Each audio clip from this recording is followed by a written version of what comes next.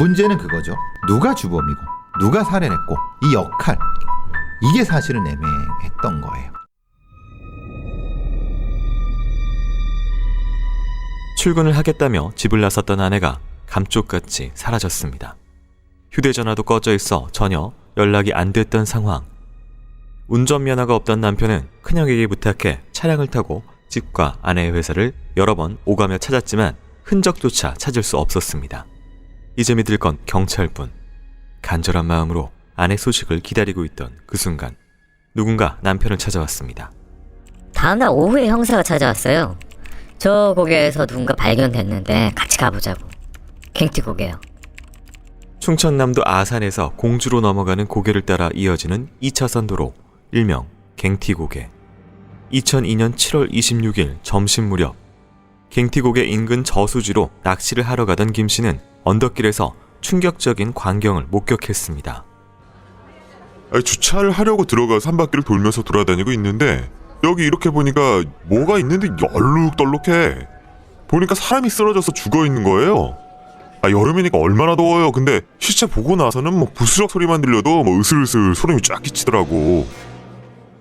2차선 도로가 정비되면서 폐쇄된 언덕길 안쪽에서 한 여성의 시신이 발견됐습니다.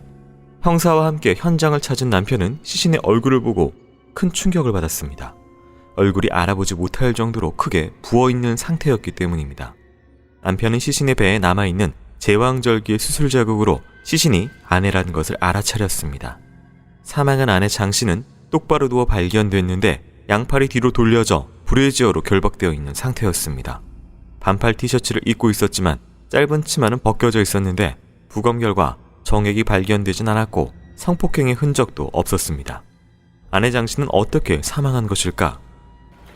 이 갑상연골이란 부분이 목 깊숙한 곳에 있습니다. 그 연골이 양쪽 다 부러져 있는 걸로 봐서는 엄청난 압박을 목에 가해 조른 것이다, 이렇게 봅니다. 사인은 경부압박 질식사로 보였습니다. 그런데 목이 졸린 흔적 외에 다른 흔적이 발견됐습니다. 피해자 장 씨의 옷과 가슴 부위에 선명한 타이어 자국이 남아 있었던 겁니다. 차량이 몸을 밟고 지나간 역과 흔, 이 때문에 갈비뼈가 골절됐고 폐가 파열됐습니다. 시멘트 바닥에는 60cm가량의 혈흔이 있었고 시신 근처 흙바닥에는 타이어 자국 3개가 남아 있었습니다. 법의학자는 출혈이나 조직 손상이 적게 관찰되는 것으로 보아 피해자가 사망한 이후 자동차가 역과한 것으로 추정했습니다. 혹시 발견자의 실수일까 싶어 시신을 처음 발견한 낚시꾼 김 씨의 차량을 수사했지만 타이어 자국이 일치하지 않았습니다. 그렇다면 범인이 역과했을 가능성이 높은 상황. 범인은 왜 이미 사망한 피해자에게 2차 공격을 가했던 것일까? 피해자 장 씨는 발견 당시 맨발이었는데 끌린 자국이나 흙은 묻어있지 않았습니다. 장 씨가 출근길에 들고 나갔던 지갑과 휴대전화, 신고 있던 하얀색 샌들은 사라진 상태. 2002년 7월 피해자에겐 무슨 일이 있었던 것일까? 갱티고개에서 시작된 미스터리한 사건의 서막이 이렇게 올랐습니다.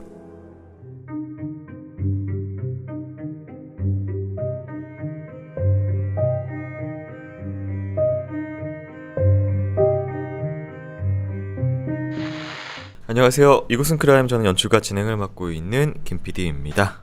여러분 반갑습니다. 날카롭고 정확한 분석으로 대한민국의 정의를 세우고 계시는 배성 프로파일러님 모십니다. 네, 안녕하세요. 배성입니다. 반갑습니다. 네, 저희 크라임은 보육 종료 아동들을 돕는 아름다운 재단과 함께하고 있습니다.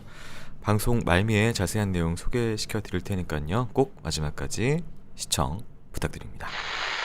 오늘 준비한 사건은 2002년 한여름 충남 아산의 갱티고개에서 발생한 살인사건입니다. 피해자는 42살의 장씨라는 여성분이고요. 충남 아산 시내에서 거주하고 계셨고 회사에서 식당 조리원으로 근무하고 계신 상태에서 출근을 위해서 7월 25일 새벽 4시 30분에 집을 나섰지만 출근을 하지 않은 그런 상황이었고요. 다음 날인 26일 정오쯤에서 집에서 좀 멀리 떨어진 갱티고개에서 시신으로 발견됐습니다. 새벽길에 나갔다가 사라지고 어쨌든 출근을 안 했기 때문에 가는 길에 뭔가 일이 발생했던 것으로 좀 추정이 되는데요. 당시 이런 전반적인 상황을 통해선 어떤 범죄가 벌어졌다고 보실까요? 일단은 어떻게 죽었냐? 갑상연골이 이게 이제 말하자면 골절이 됐는데 이거는 그냥 단순히 뭐 이렇게 목을 조는다 이런 거하고는 다른 부분. 그 다음에 역과 흔. 이 역과라고 하는 것이 그러니까 자동차에 친 겁니다. 바닥에 이제 누워 있거나 쓰러져 있는 피해자를 이렇게 아니 뭐 쉽게 말하면 깔고 지나간 거라고 말씀드리면 됩니다. 네. 이게 부분 맨발이다. 그리고 끌린 자국이 없다. 이거는 발이 안 끌렸는데 어떻게 맨발인데 어떻게 흙이 안 묻었냐. 그러면 이건 범위 둘 이상이라는 의미인데. 팔하고 다리를 들었다. 네, 양쪽으로. 그런 건데 네. 어떻게 이거를 뒤에 이렇게 됐느냐. 이런 부분들이 분명히 검토가 돼야 되는 거고 이 유기지는 어떤 의미를 갖느냐. 뭐 이런 것들이 다 검토가 돼야 되는 거죠.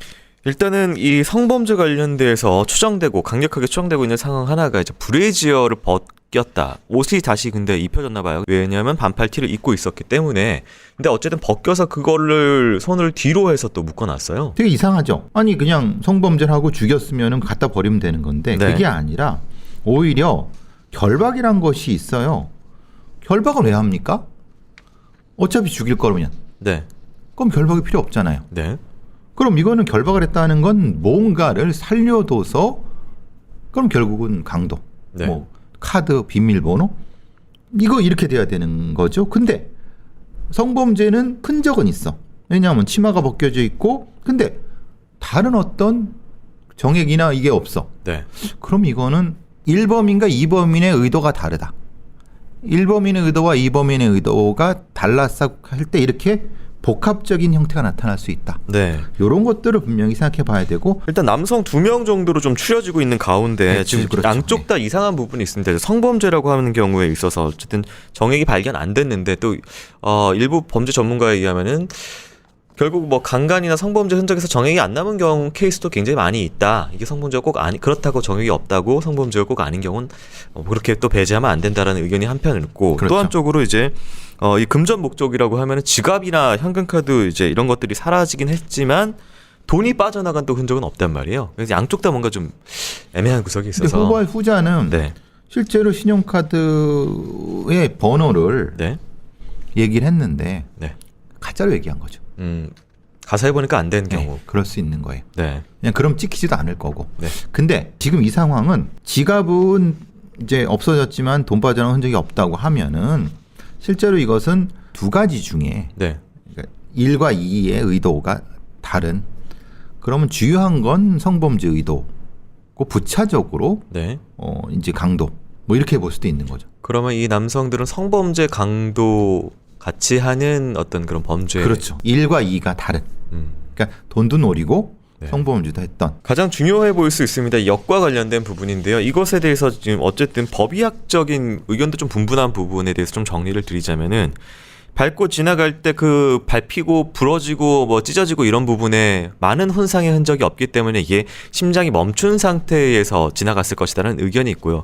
또 한 가지는 이제 결국은 이분이 목이 졸려서 사망했기 때문에 그 목이 졸리고 의식은 있는데 맥이 약해진 상태이기 때문에 밟고 지나갈 때 전체적으로 맥이 약해서 이렇게 출혈이 적어서 살아있는 경우에 밟고 지나갈 수도 있다. 뭐 이렇게 의견이 갈리긴 근데 합니다. 그럼 조직이 설명이 안 되죠. 조직이 이제 여기 손상이 적었다고 하는 것은 네. 결국은 살아있을 때 죽었을 때 그런 문제거든요. 네. 그러니까 출혈 부분은 그렇다 하더라도 네. 근데 사실 맥이 약하다 하더라도 거기가 터지게 되면 심장에서 피가 많이 나오거든요. 네. 조직 손상은 결국은 어떤 조직 손상인지에 따라서 그건 설명이 될 수 있어요. 그러니까 제가 보는 것은 차 안에서 먼저 죽이고 시체를 어떻게 유기할 것인가를 고민하다가 어떤 그 범인 중에 하나 혹은 범인이 거기 있잖아. 지금 폐쇄된 도로.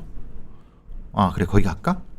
가서 이게 좀 도로 댕겼다는 거죠. 네. 도로 댕겨갖고 거기에 유기를 했는데 네. 단순히 유기하기는 파거나 아니면 뭔가 저수지에 집어넣어야 되는데 그게 쉽지가 않거든요. 네. 그럼 가장 쉬운 방법은 교통사고로 위장을 해보자 라고 해서 그냥 이렇게 하지 않았을까 이런 생각들이 드는 거죠. 근데 문제는 거기는 교통사고가 될 난리가 없죠. 네. 그러니까 그런 부분들이 뭔가 이 둘 사이에 범죄의 경험치가 낮은 네. 사람들이 이 얘기를 하다가 뭔가 정리가 안 돼서 벌어진 그래서 그냥 것이다. 버리고 도망간 것이 아닐까 네. 이런 생각이 드는 거죠. 그렇다면 이건 완벽하게 처음부터 계획된 어떻게 유기해야 되겠다는 계획까지 안 세워진 상태에서 진행된 범죄겠네요. 그렇죠. 왜냐하면 그렇게 하기에는 네. 너무 유기지가 노출돼 있어요. 근데 이제 이 사람들이 보기에는 노출이 안 될 수도 있죠. 네. 왜냐하면 거기는 사실 자기들 경험치로선 거기는 사람 별로 안 가다. 왜냐하면 워낙 거기가 갱티고기라는 데가 옛날에도 좀 무서웠던 데 그러니까 사람이 가겠냐? 네. 근데 사실 보니까 낚시꾼들은 거기 가는 거예요. 네. 그런 경험치의 오류가 생길 수 있는 거죠. 이 도로 이야기를 다시 또 드리자면은 이 2002년 7월 당시에 이 시신 발견된 갱티고개는 아산공주에 있는 이 산길을 따라서 이렇게 올라서 내려가는 2차선 도로였는데요. 인근의 초살이라는 마을 주민이 아니면 좀 잘 이용하지 않는 곳이었다고 합니다. 왜냐면 또 이 더 빠르고 잘 닦인 지름길 같은 게 있어서 또 외부인이 교통체증이 심한 명절에나 이용하는 그 정도 상황이고 근처 마을 주민이나 다니는 길이었다라고 하기 때문에 이게 사실은 뭐 그냥 뭐 일상적으로 다니는 도로가 아니기 때문에 그렇다면 이 도로를 잘 아는 그렇죠. 누군가. 그러면 그렇게 네. 되는 건 뭐 택시 기사라든가 네. 아니면 이런 데 공사를 했다던가. 네. 근데 거기 사람은 아닌. 이런 경우가 많죠. 왜 주민은 아닐까요? 주민이라고 하면은 네. 딱 특정이 되잖아요. 너무 그 거주지 근처다. 그렇죠. 네. 그러니까 이거는 좀 자기 주민이라고 하면 그걸 봐야 되잖아요. 네. 자기가 또 그 여기 유기한 후에. 자, 2002년 7월에 발생한 장씨 살인 사건. 그런데 이 당시에 이 사건이 연쇄 살인이 아니냐라는 소문이 돌았습니다. 근처에서 또 다른 시신이 발견된 것입니다.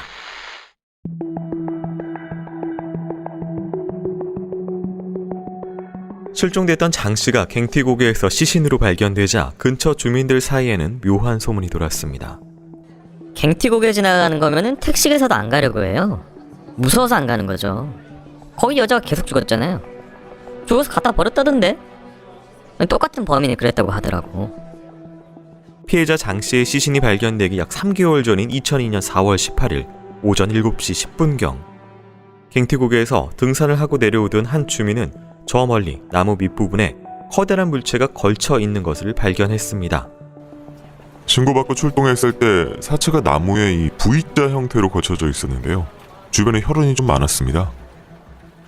발견된 시신은 아산 시내에서 노래방을 운영하던 46살의 여성 김 씨였습니다. 시신 발견 전날인 4월 17일 밤 10시경 김 씨는 노래방에 출근했습니다.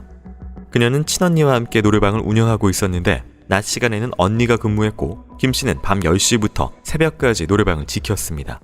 새벽 2시경 노래방을 나선 단골 손님 일행을 마지막으로 더 이상 손님이 오지 않았습니다. 곧 뒷정리를 하고 퇴근한 김 씨. 새벽 2시 30분경 승용차에 올라타는 그녀를 본 목격자가 있었습니다. 노래방 앞에 새벽까지 하는 국수집이 하나 있어요. 노래방 사장이 거기 단골이라서 얼굴을 아는 거지. 국수집에서 봤다고 하더라고요. 새벽 2시 반쯤에 노래방 사장이 차에 타서 시동 거는 것까진 봤대요. 노래방에서 김 씨의 집까지는 차로 5분도 걸리지 않는 가까운 거리. 하지만 김 씨는 집으로 돌아가지 못한 채 약 4시간 40분 후인 오전 7시 10분경 갱티고개에서 시신으로 발견됐던 것입니다. 당시 수사를 담당했던 경찰들은 시신의 상태가 참혹했다고 기억했습니다. 시신의 목에는 굵은 끈으로 졸린 자국이 있었는데 이건 직접 사인은 아니었습니다. 사망 이르기 전에 경부 압박이 있었고요.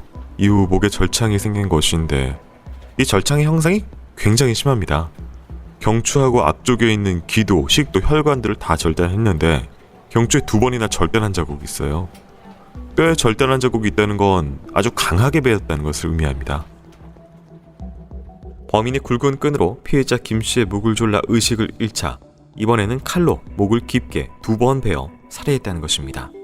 왜 범인은 피해자를 2번이나 공격해 살해했던 것일까? 살해수법이 잔인했기에 원한 관계를 의심하는 경찰은 주변인들을 조사했지만 혐의점이 있는 사람은 발견할 수 없었습니다. 그런데 얼마 뒤 노래방에서 약 300m 떨어져 있던 초등학교 옆길에서 피해자의 승용차가 발견됐습니다. 다른 차들과 함께 길에 반듯하게 주차되어 있던 차량. 지인들은 피해자가 종종 그곳에 차를 주차했다고 진술했습니다. 하지만 사건이 있던 날은 노래방 근처에 차를 주차했던 김 씨. 그런데 왜 차량은 다른 곳에서 발견됐던 것일까? 차 안에서 사건의 단서가 나왔습니다. 뒷좌석에서 담뱃재와 담배꽁초가 발견됐고 조수석 안전벨트에서 소량의 혈흔이 나왔습니다. 감정 결과 담배꽁초와 혈흔은 한 남성의 것이었습니다. 차량 조수석에는 피해자의 신발이 발견됐는데 피해자는 시신으로 발견됐을 당시 신발 없이 짧은 스타킹만 신고 있었습니다. 이것은 또 무엇을 의미하는 것일까? 3개월 간격으로 갱티고개에서 발견된 두 구의 시신. 떠도는 소문처럼 정말 연쇄 살인범의 소행이었던 것일까?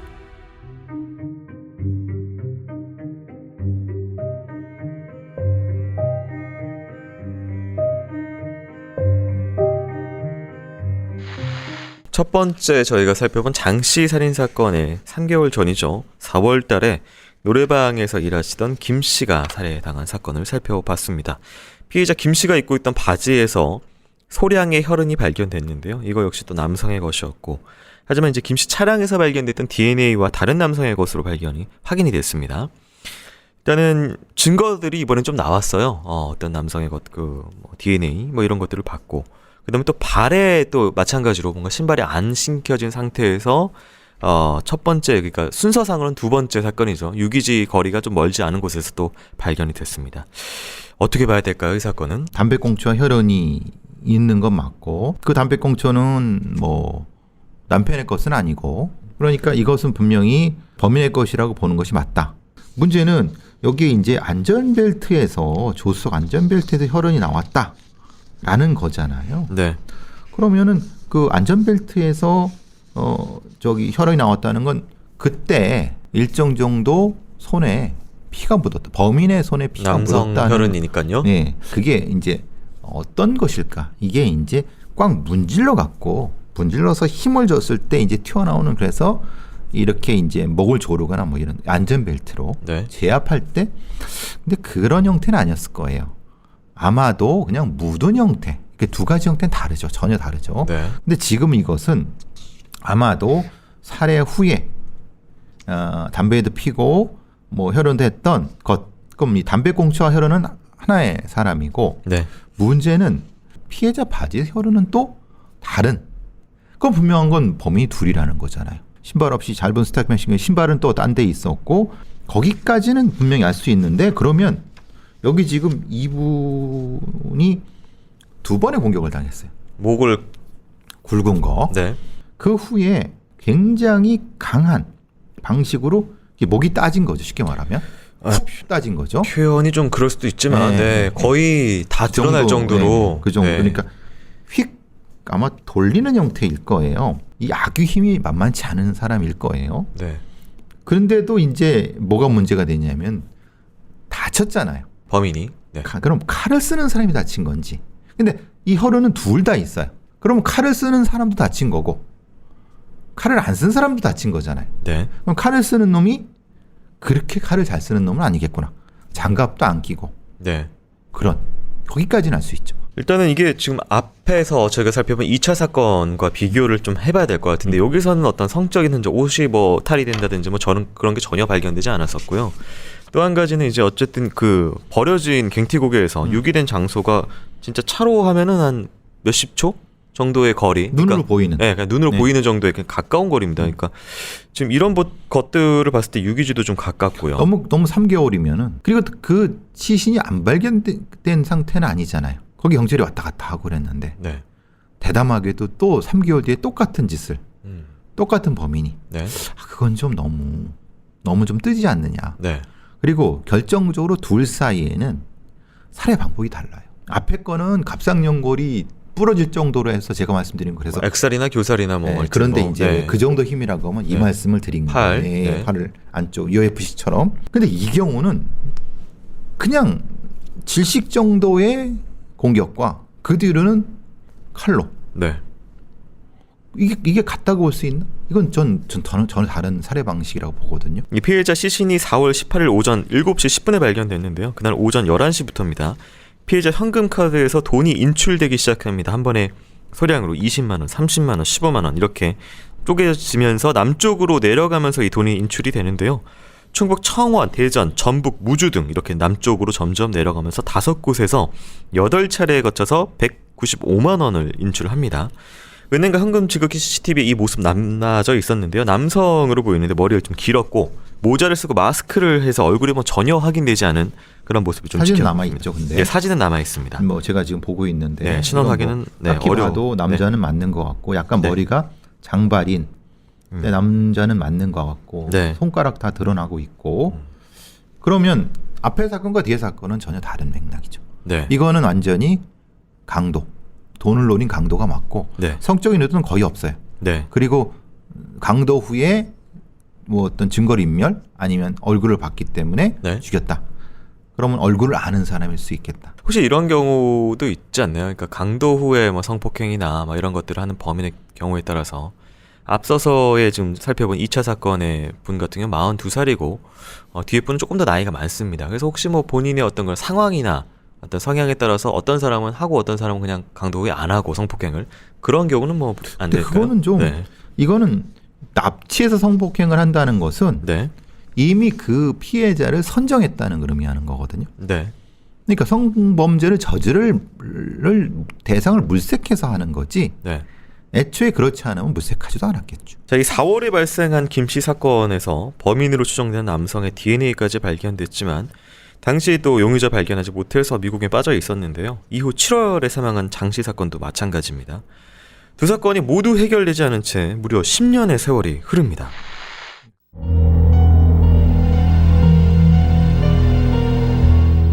(2012년) 경찰은 강도 상해 전과를 가지고 있던 남성 이 씨를 노래방 주인 김 씨 살인 사건의 용의자로 보고 조사를 시작했습니다. 2002년 4월 18일 사건 당시 이 씨는 범인이 현금을 인출한 동선을 따라 움직인 정황이 있었고 또 사건을 수상하던 당시 확보해뒀던 단서인 고속도로 통행권에서 증거가 나왔던 것입니다. 국과서에서 회신이 하나 왔어요. 쪽지문이라고 하죠. 조각지문. 통행증에 쪽지문이 남아있었는데 사건 당시에는 확인할 수가 없었어요. 그런데 2012년에는 기술이 발달했잖아요. 그 쪽지문이 이 씨라고 확인이 된 거예요. 이 씨는 경찰에 소환됐습니다. 하지만 범인을 잡았다고 기뻐한 것도 잠시. 이 씨는 범행을 강하게 부인했습니다. 또 결정적으로 발견된 DNA와 이 씨의 DNA가 일치하지 않았습니다. 직접 증거가 없어 이 씨를 풀어줄 수밖에 없는 상황. 그런데 5년 뒤인 2017년 재수사에 들어가자 이 씨는 다시 한번 경찰에 체포됩니다. 직접 증거인 DNA와 일치하는 남성을 찾았는데 그 남성과 이 씨가 공범 관계로 체포된 상황. DNA 일치자는 사건 당시에 불법 체류자로 한국에 들어와 있었던 중국 국적의 최 씨였습니다. 최 씨는 2006년경 불법 체류자 자진 신고 이후 중국으로 출국했다가 2014년 비자를 발급받아 정식으로 입국, 경기도에서 회사원으로 생활하고 있다가 체포됐습니다. 이 씨가 당시에 10시간 넘게 계속 범행을 부인했어요. 그런데 진술이 앞뒤가 안 맞으니까 정확히 말해라. 강하게 추궁했더니 자기는 죽이진 않았고 공범이 죽였다. 나는 시신 운반만 했다. 사체 유기 공소시효가 7년인데 그것까지 다 계산한 거예요. 이 씨의 주장은 이랬습니다. 자신은 그날 최 씨가 불러 노래방에 놀러 갔는데 최 씨의 부탁으로 얼떨결에 피해자 김 씨의 차를 운전하게 됐다는 것입니다. 그런데 운전을 하던 도중 최 씨가 갑자기 피해자의 목을 졸라 살해했고 그 바람에 시신 유기를 도왔다고 했습니다. 자신은 공범 최 씨가 칼로 확인 살해를 한 것도 나중에 알았다고 했습니다. 모든 범행을 최 씨가 주도했다고 주장하는 이 씨. 하지만 최 씨의 말은 또 달랐습니다. 형이 저한테 무지하게 잘해줬어요. 머리 깎을 때도 데리고 다니고 일할 때도 데리고 와서 밥도 먹이고 저도 형한테 무척 의지했습니다. 나이 차이가 나니까 통하는 것도 있고 그러다 얘기 나온 게 우리 큰 건 한 건 해서 중국 가서 살자. 이 씨보다 10살이나 어렸던 최 씨는 그를 형처럼 따르며 많이 의지했습니다.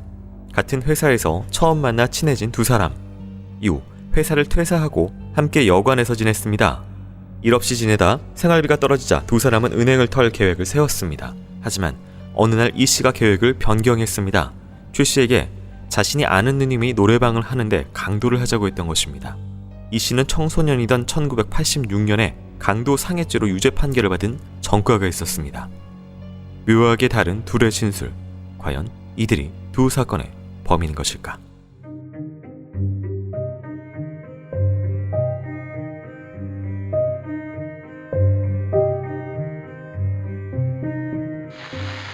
네, 이 DNA가 두 개가 나왔다고 말씀을 드렸죠. 1차 사건 때. 그 중에서 뭐 여러 가지, 첫 번째는 동선상의 일치자인 이 씨가 처음 체포가 됐었는데 DNA가 일치 안 했고 뭐 여러 가지 상황들 때문에 용의자 선에서 배제가 됐다가 중국 국적의 최 씨가 나왔는데 그때 당시에 그 안전벨트에 묻어있던 혈흔의 DNA와 일치했었다. 뭐 이렇게 해가지고 체포가 됐는데요. 이 둘의 범죄 연루 가능성 어떻게 보실까요? 일단은 최 씨는 DNA가 일치하니까 그거는 당연히 거기 있었던 거죠. 네. 그러니까 얘가 공범이건 종범이건 어쨌든 얘가 범인인 건 맞아요. 네. 최 씨가.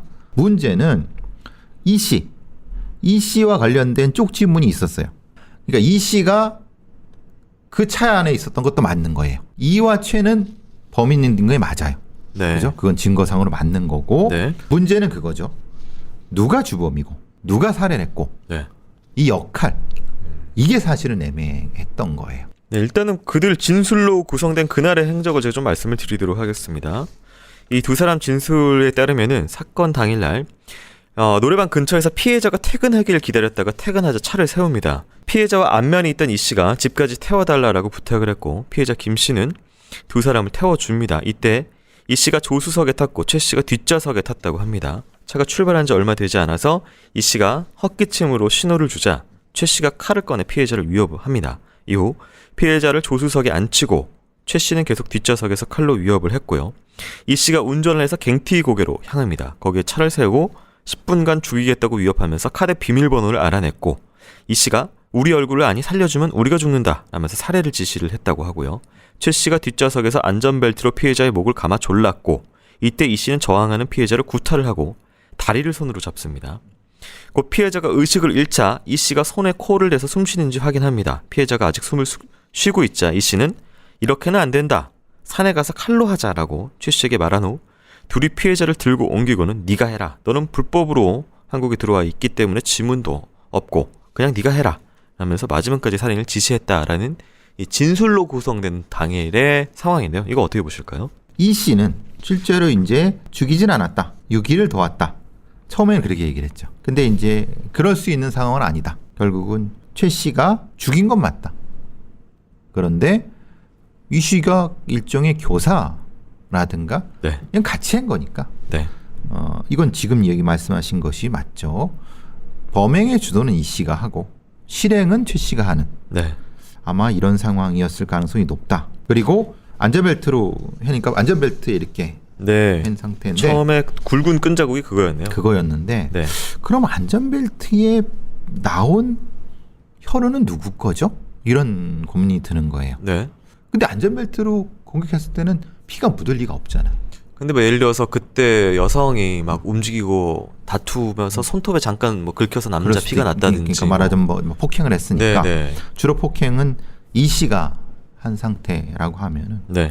그래서 이 약간 좀 안전벨트에 묻은 혈흔이 DNA가 확보가 안 됐을 수도 있다는 생각을 해요. 담배꽁초나 뭐 다른 바지나 이런 거는 또 최 씨가 되니까 그런 형태가 되는 거죠. 두 사건 같은 경우에 사실 이제 공통점이라고 뽑히는 것들이 몇 개가 있습니다. 첫 번째는 이제 실종 지점이 온양 온천역 주변으로 추정이 되고 있는 상황이고요. 두 번째가 실종 시간이 둘 다 목요일 새벽이었다는 점. 세 번째 유기 장소가 이제 갱티 고개를 올라가는 도로인데 이게 사실 올라가는 길에만 해 20군데 정도 유기할 수 있는 그 장소가 나오는데 어떻게 이렇게 우연의 일치로 확률적으로 같은 곳에 3개월 단위로 하긴 굉장히 어려워 보인다. 아는 장소를 다시 가서 유기를 할 확률이 좀 높아 보인다라고 추정을 당시 좀 합니다. 그래서 분명히 또 유사점이 있거든요. 아무데나 유기할 수는 없거든요. 네. 그러니까 유기할 때 시야가 가려야 되고 유기하는 부분에서의 그 결과에 대한 것도 할 때 근데 이거는 이제 포인트가 있으면서 근데 그렇게 됐으면은 네. 살인의 경험치라든가 아니면 관련성이 있는 어떤 범죄자들이 유사하게 나오는 그런 포인트 인식 자체가 좀 겹치지 않았을까? 꼭 포인트가 유사했다고 해서 동일범이라고 하는 건 좀 다른. 그 가능성은 높지만 네. 완전히 일치되는 부분은 아닌 거라고 생각해요. 그리고 이제 예를 들면 목요일 새벽이란 부분은 뭐였을까라는 부분은 이제 범행 시기 때문에 네. 범행 시죠. 같은 어떻게 목요일 새벽이냐? 네, 그러니까 뭐 이거잖아요. 예를 들어서 본인이 일을 쉬는 날이었기 때문에 예를 들어서 그날 한다든지 예를 들면 그런 네. 거죠. 말하자면 택시 기사는 같은 요일날 쉬니까 네. 그러니까 그런 루틴을 가지고 있는 사람일 수 있다. 네. 라는 것 때문에 유사성 유지가 되는구나라는 개념을 가질 수 있었던 거죠. 네, 이 두 사람은 김 씨 1차 살인 사건만 인정하고 장 씨 2차 살인 사건 부인하는데요. 게다가 이들이 증거도 2차 사건의 증거도 없는 상황입니다. 그럼에도 불구하고 이들이 장씨 살인 사건과 관련이 있다는 의견들이 있는데요. 그 부분 좀 들어보도록 하겠습니다.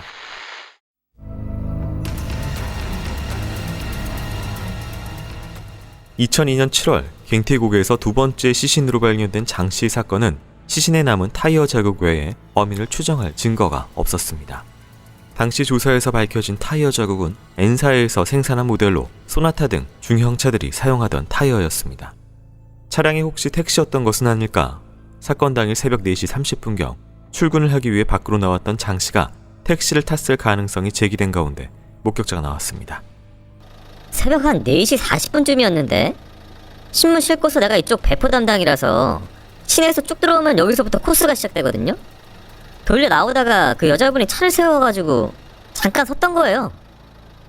콜벤 차량으로 지역 정보신문을 배포하느라 매일 비슷한 시간에 근처를 지나다녔다는 목격자는 한 40대 여성이 손짓하는 모습을 보고 차를 세웠다고 했습니다.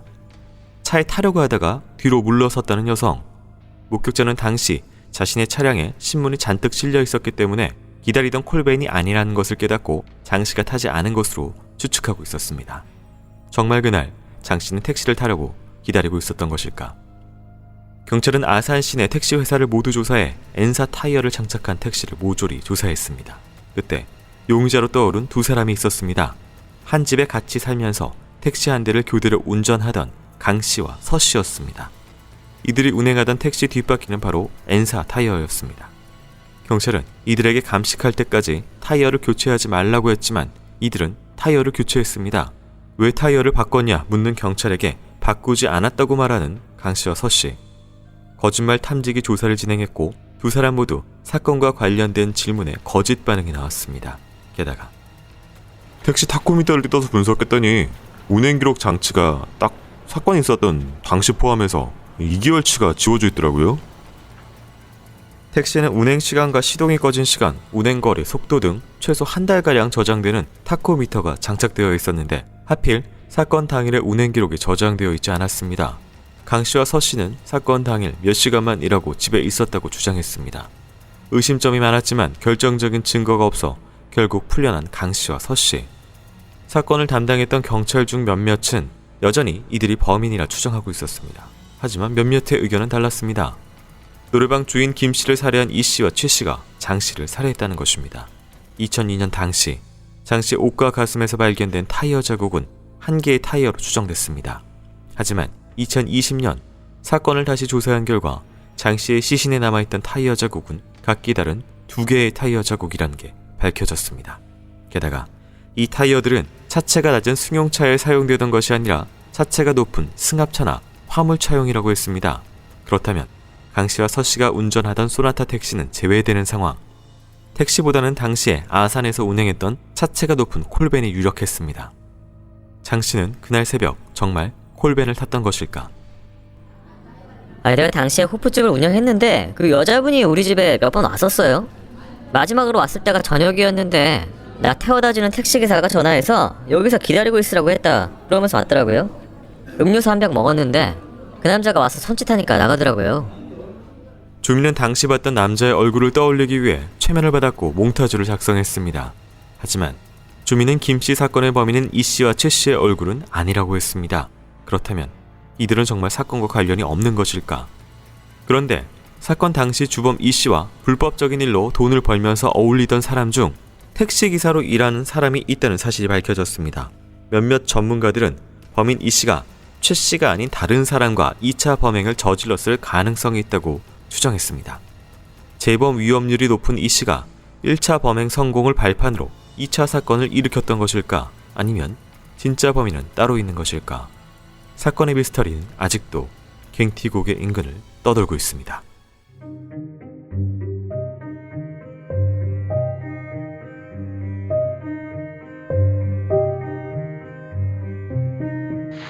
네, 당시의 사건 수사 관련된 이후에도 이게 미제였기 때문에 계속해서 추가 수사들이 진행이 됐는데요.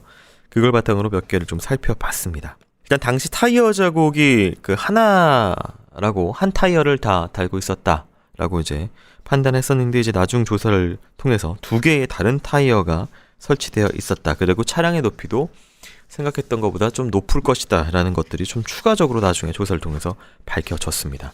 이 관련돼서는 택시, 콜밴 여러 가지 그 당시에 운행했던 사람들 이씨, 서씨와 강씨 이렇게 나왔는데 어떻게 보실까요? 타이어 자국이 2개인 거죠. 네. 그죠? 근데 그게 2개가 전혀 다른 것인지, 그러니까 전혀 다르다는 건 뭐냐면 다른 차가 2번 친 건지 네. 아니면은 말 그대로 앞바퀴 뒷바퀴가 네. 한 건지. 사실 그럴 수 있죠. 왜냐하면 보통 그 화물차나 아니면 제 차 같은 경우도 사실은 앞에는 넥센이고 뒤에는 한국 타이어, 이게 금호 타이어 이렇게 다르거든요. 네. 그럴 수도 있는 거죠. 앞바퀴 뒷바퀴 달랐다는 건 한번 치고 뒷바퀴도 치고 간 거잖아요. 네, 90 두 번 네. 했다. 그럴 가능성이 훨씬 높은 거고. 그러면은 이거는 뭐 차체의 문제나 이런 것보다는 아까 말한 것처럼 동일한 타이어를 유지하는 택시보다는 그렇지 않을 가능성이 높은 자가용이나 아니면 뭐 콜밴이나, 사실 밴은 앞하고 뒤는 좀 다른 부분이 있죠. 화물차 같은 경우. 그러면 택시는 아닌데? 라고 생각할 수도 있고. 강씨 서씨가 의심받던 거는 거짓말 탐지기 거짓으로 나왔고 그 다음에 딱 여러 가지 기록 중에서 그 당시에 2개월만 삭제를 했다는 것 때문에 그러니까 그 의혹을 받았거든요. 얘네들이 사실은 딱 봐도 알겠지만 이놈들이 그냥 하는 게 아니라 강도들, 네. 그러니까 택시 기사를 가장한 다른 범죄자일 가능성, 그런 경우 많거든요. 네. 2002년도엔 그런 거 많았어요. 네. 왜냐면 2005년도, 6년도에 정비가 됐을지 그 전에는 정과 가진 애들이 많았어요. 다른 불법 행위를 했을 네, 가능성. 그래서 그걸 지웠을 수 있어요. 네. 왜냐면 지우면 다 지우거나 아니면 그거만 지우지 그걸 눈에 띄게 또 그거만 이랬다는 건 되게 이상하잖아요. 네. 네, 그러니까 그 부분은 다른 범죄자일 수 있는 것 같고. 또 한 가지 가능성이 추정이 된 게 이제 이 씨, 아까 얘기한 주범일 확률이 높았던 이 씨가 다른 파트너를 이번에 최 씨 말고 다른 파트너를 왜냐하면 섭외를. 최 씨는 조선족 네. 중국동포니까 네. 쉽게 바꿀 수 있는 거잖아요. 네. 실행자고 얘는 일종의 교사자니까. 네네. 이 가능성이 더 높죠. 다른 거보다는. 그래서 이제 당시에 좀 유력하게 택시를 모는 주변에 불법 행위를 같이 했던 사람들이 또 있었습니다. 친구인데요. 친구 역시 이제 이씨 성을 가진 초등학교 때부터 인연이었던 친구라고 합니다. 그래서 좀 흩어져 있다가 나중에 이제 아산으로 내려와서 이제 같이 또 노래방을 차려서 접대 여성을 두고 불법으로 돈을 버는 파트너였다고 하고요. 사건 당시에는 이제 이 씨가 회사를 퇴사하고 친구 이 씨는 택시 영업을 하던 그런 것으로 친구들이 이제 주변인들이 이제 기억을 해서 진술을 했는데, 근데 또 이제 문제는 그 택시 영업을 하던 지역은 아산은 아니고 서울 인천에서만 그 친구 이 씨가 택시 운영을 했었다, 이런 말이 있습니다. 아니 영업은 거기 했지만 올 수는 있잖아요. 네. 범죄를 하러 내려올 수 그렇죠. 있죠. 차를 끌고. 차야 뭐 서울 택시가 부산까지 갈 수 있는 거니까. 네. 이거는 뭐 별 문제는 아닌 것 같아. 그러니까 저는 오히려 지금 말씀하신 그 가능성. 다른 사건에서는 최 씨, 중국 동포. 네. 요번에서는 다른 이 씨. 네. 이게 더 가능성이 높지 않을까. 그래서 수법도 달라졌다. 네. 그리고 의도와 둘의 의도가 네. 다르다. 그러니까 저희가 이제 공통점 차이점을 얘기를 했는데 지금 돌이켜봐서 생각해 보면은 공통점은 전체적인 설계와 위치에 그렇죠. 관련된 것입니다. 근데 이 이게 씨가 했던. 그리고 차이점은 어떤 살해 디테일한 방법. 수법과 성 이렇게 어떤 그러니까 그런 공통점과 차이점이 이렇게 파트너가 바뀜으로 그럴 수 인해서 있다는 거죠. 이 노래방 주인 살해 사건에 대해서 재판부는 살해는 최 씨가 했으나 범행 계획 및 주도는 이 씨가 했다라고 판단해서 둘 다 최종적으로 이제 무기징역이 선고가 됐고요. 당시 살인 사건 재조사하는 경찰들은 이들도 면회 가서 동일 여부 좀 조사했지만 결국 밝혀지지 못해서 이 2차 사건인 장씨 사건 같은 경우는 현재까지 미지로 남아 있습니다. 결국은 이제 본인들이 이 사람이 이 씨가 범인이라고 한다면은 무기징역으로 감옥에 있는 상황이어서 뭐 증언을 추가적으로 좀 받아내기 좀 어려워 보이긴 합니다만 나머지 이 씨가 있잖아요. 친구 이 씨요. 네. 네. 어떻게 그럼 이 미제를 풀 수가 있을까요? 나머지 이 2차 사건? 씨의 그 동선이라든가 네. 범죄 경력을 다시 재구성하는 게 순서가 아닐까 싶습니다. 네. 교수님 처음에 이 각종 세금, 고지서 이런 거 냈던 집세 냈던 기억 나시나요? 뭐 대학교 네. 입학하고 네. 전세 같은 거, 월세 같은 거. 서울로 올라오신 거죠, 그러면? 그렇죠. 완전히. 네. 그래서 이제 거의 뭐 독립이었죠. 부모님부터. 그땐 뭐 지금도 좀 고지서 종이 가지고 종이로 네. 내고 뭐 네.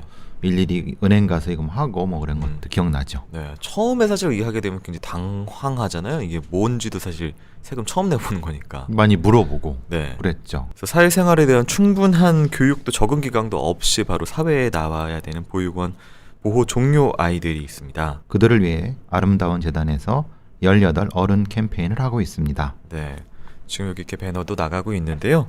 지금 많은 분들께서 검색창에 아름다운 재단 좀 검색을 하시면은요, 이 아이들을 위해서 18 어른 캠페인 진행되는 거, 그리고 여러분들의 많은 관심이 필요하니까 꼭 검색창에 검색 좀 부탁드리겠습니다. 2002년도에 이 갱태고개에 2명의 여성분이 진짜로 말 그대로 일상생활을 잘 지내시다가 비명 행사하셨습니다. 너무나 안타깝고요. 두 피해자분의 명복을 빌고 밝혀지지 않은 범인 2차 피해자 장 씨의 사건의 원혼을 위해서라도 2차 사건의 범인이 꼭 밝혀지기를 바라보면서 오늘 크라임을 마치도록 하겠습니다. 교수님 오늘도 수고 많으셨습니다. 고맙습니다.